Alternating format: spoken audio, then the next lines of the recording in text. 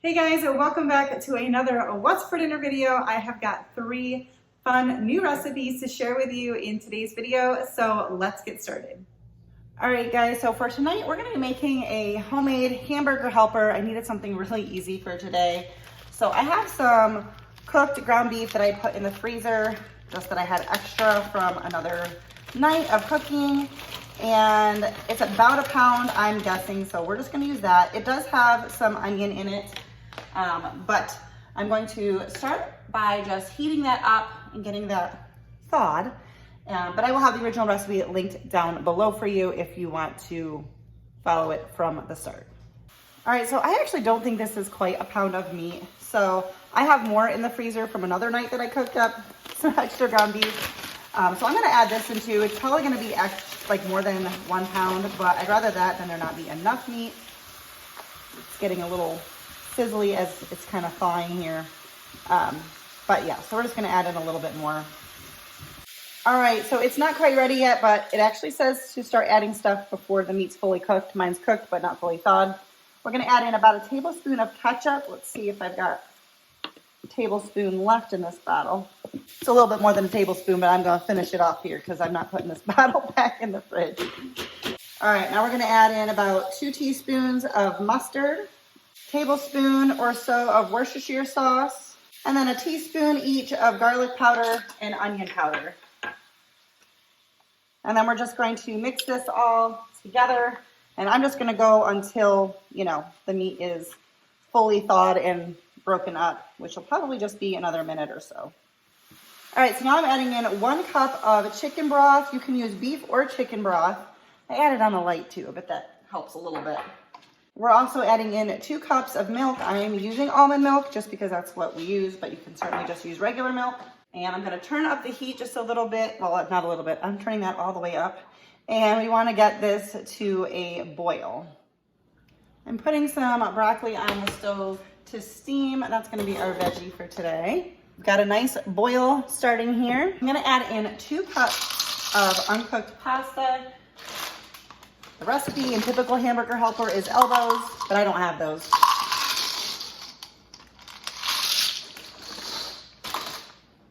So we're just going to use what we've got.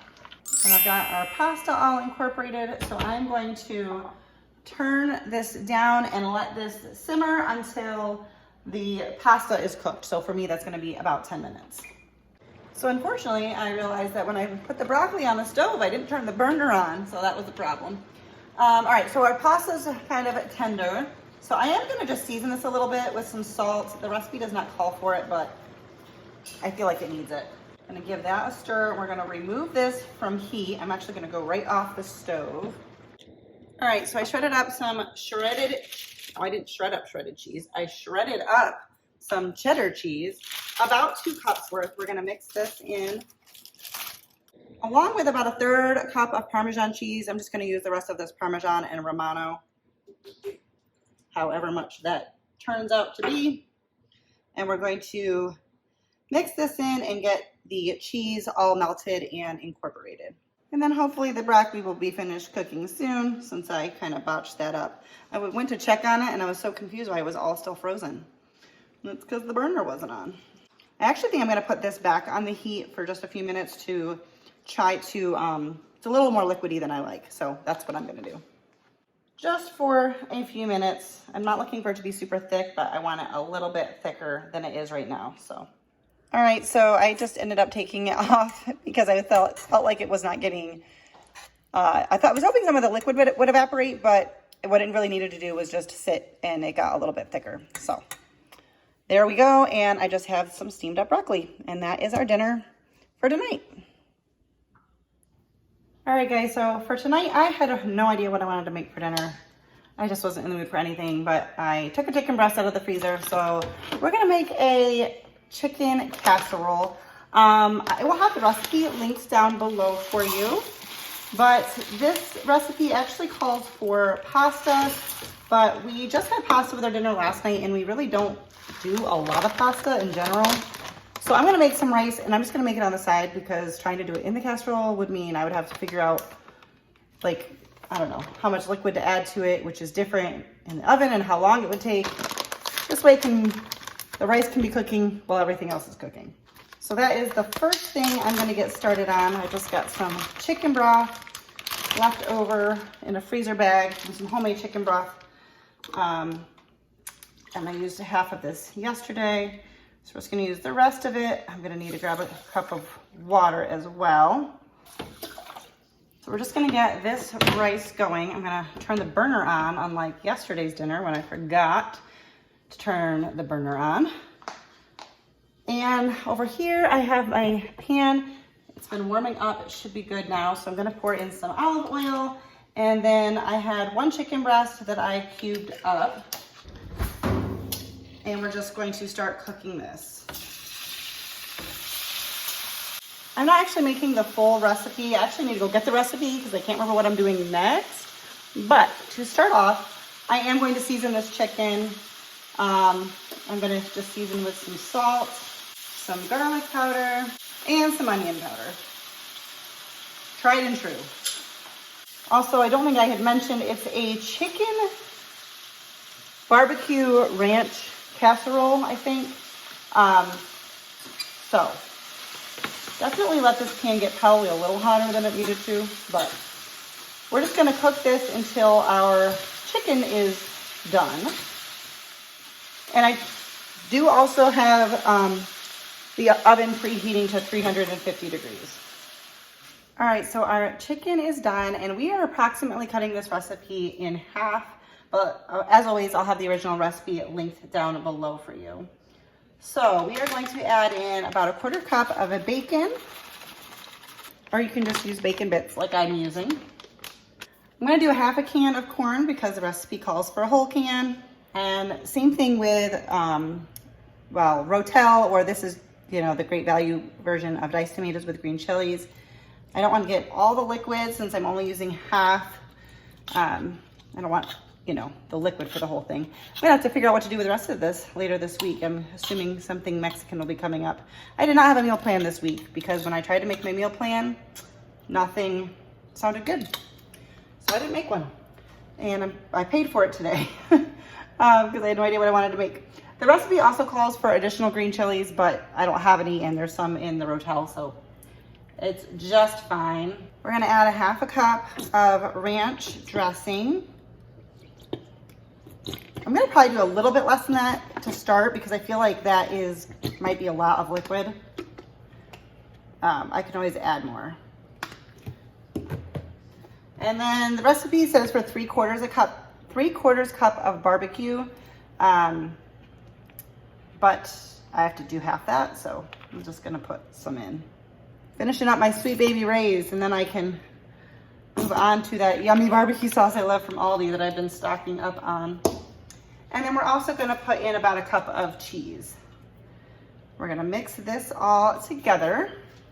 You would be adding this to your cooked pasta if you were doing it that way. I think I'm gonna add just a little bit more barbecue and a smidge more ranch. That's right, I said a smidge. That's how we're measuring things. And I'm just gonna use an 8x8 baking dish since we're not using, you know, the full amount.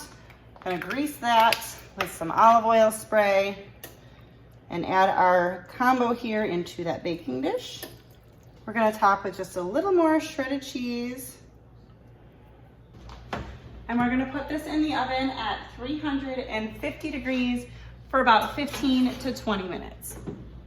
All right, so easy cooked brown rice, and then here is the casserole of the oven. I have it sitting for just a few minutes so that it wasn't super liquidy, just to kind of let it cool for a second, and we're just going to serve that over the rice, and that's dinner for tonight.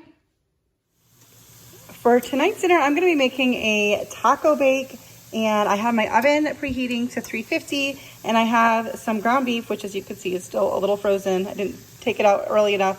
And I did chop up 1 onion. This is a larger pack of ground beef. This was one of the 3-pack from Aldi of their organic grass-fed, and they come in, I want to say like 20-ounce packages or something like that. So I'm going to take half of this meat and onion mixture out and let it cool, and then I'm just going to freeze it and just use it for another meal, and then we'll get on to the rest of the recipe. All right, so our meat is cooked. I have drained the grease and taken out half of the meat. And I'm just gonna add in the leftover corn and rotel from last night. The recipe calls for, I think, a can of each of those. So since I'm cutting this recipe in half, that's perfect, because I've got half a can and I used the other half last night. So actually, I just checked the recipe. It doesn't actually call for the corn, it just called for the rotel, but corn sounds good to me in this recipe, so we're just gonna use that. I had figured that out yesterday, but forgot about it when I went to make it. We're also gonna add in a 1/4 cup of water and some taco seasoning. I do make my own, but you obviously can just use store-bought. And if I haven't said it already, as usual, the original recipe will be linked down below for you. I'm also going to add in about 1/2 cup of sour cream, which I think is about what's left in this container. I do have another container in the refrigerator if I need it, but I think this is adequate. I'm not actually measuring it, obviously. And then we're just gonna mix this all together and let it simmer for about 5 to 10 minutes. I know that we wanna let the meat get like the seasoning all in it, but we also want the liquid to cook off because we do not want this to be soupy for this particular dish. So we're gonna let that go for about 5 to 10 minutes. All right, so our meat mixture is done. I'm going to be using an 8x8 pan. I'm gonna spray that.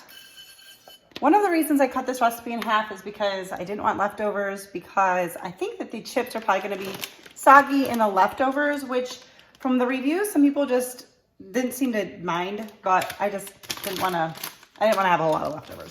So I'm using blue corn tortilla chips. These are from Aldi. These are our favorite, but you can use any tortilla chips. And the recipe does state that you kind of want to move quickly through this part so that your chips don't get soggy when assembling it. So just have everything ready and do your layers and get it right in the oven. So we got a layer of chips. We're gonna put a layer of our meat mixture. I did cook out a lot of the liquid, so that'll also help prevent the chips from being soggy. Now we're gonna add some cheese. I'm using Monterey this time, but you could use whatever. I guess the good thing with this is you can use the little pieces at the end of the bag and it's fine. I mean, I'm not using the crumbs, but. So I'm just gonna have 2 layers in this. If I have extra meat, which it looks like I might, I'll just save it in the fridge and eat it like a dip or something, because I mean, it would be good that way too, but maybe we won't have extra, we'll see. Nope, no extra meat. I bet you could just put this in with a bunch of cheese and bake it and just serve it as like a hot dip as well. I think that would probably be really good. And then we're gonna top with some more cheese. Just do however many layers you need to based on how much you make, and make sure that you end with cheese. All right, and I'm just gonna pop this in the oven at 350 for 20 minutes. All right, so here it is fresh out of the oven. A little bit of golden brown on the cheese. You can still hear the sizzling. And this is our taco bake, and this is dinner for tonight. That's also the end of this video. If you liked it, don't forget to give it a thumbs up. Subscribe if you are new, and make sure your notification bell is turned on. I love to share budget-friendly grocery hauls, what's for dinners, and other fun stuff when I feel like it. Sorry, I just shook the camera up because I shrugged, because I talk with my hands and stuff. Anyways, that's it for now. Thanks for watching, guys. See you later.